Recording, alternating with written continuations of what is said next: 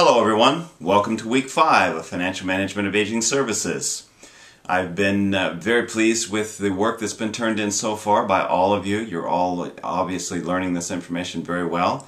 The discussion questions, responses are to each other and to the original question itself, show some depth of knowledge and some true understanding of what we're covering.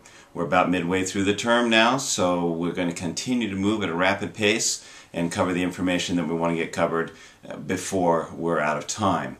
This week, week 5, we're going to be taking a look at financial ratios.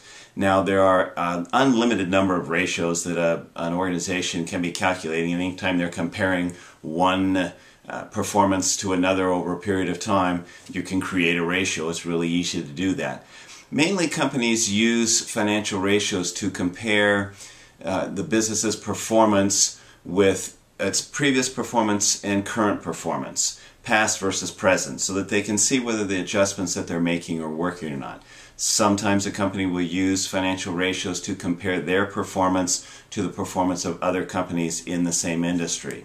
But what's important to note here is that ratios do not provide final answers. They are just helpful indicators of how well we're doing with our decision making along the way.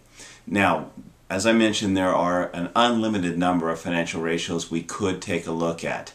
None of them are required by law. In fact, GAAP only requires public companies to record one ratio, and that's the earnings per share ratio. And that is such an easy calculation, everybody's used to hearing that I'm not going to even waste our time going into that particular ratio this week, because it's quoted all the time in the news and very easy to calculate that. We're going to take a look at 4 other key financial ratios this week. We're going to take a look at the current ratio, then we're going to learn about the quick ratio, we're going to learn about the debt to equity ratio, and the collection period as a ratio in the number of days, because that shows how well we're collecting the money that's owed to us from our customers. So those are the 4 key financial ratios we're going to focus on this week. Now, for your assignment this week, what I'm going to do is I'm going to give you balance sheet information that contains all of the numbers you need to calculate these ratios, and then of course have you do those calculations. That's how we learn how to do this, is by actually doing it, of course. So we're going to calculate those 4 ratios off of the information that I'm going to be providing you. In addition to that, of course, we'll have a discussion question that will require you to do some thinking, do a little bit of digging, and in that discussion question, I don't want 1 or 2 word answers. I do need a complete explanation in your answer and the rationale behind your answer.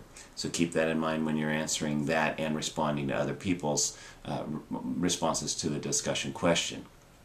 And in addition to that, we will have the 10-question quiz for the week to show your depth of understanding. Next week, we're going to be taking a look at monthly financials and variance reports.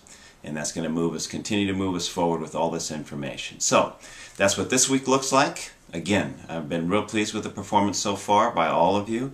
Next week is going to be a challenging week, and I'm looking forward to that as well. So, I hope you all have a very great week this week, and you know how to contact me if I can be of assistance to any of you. Have a great week.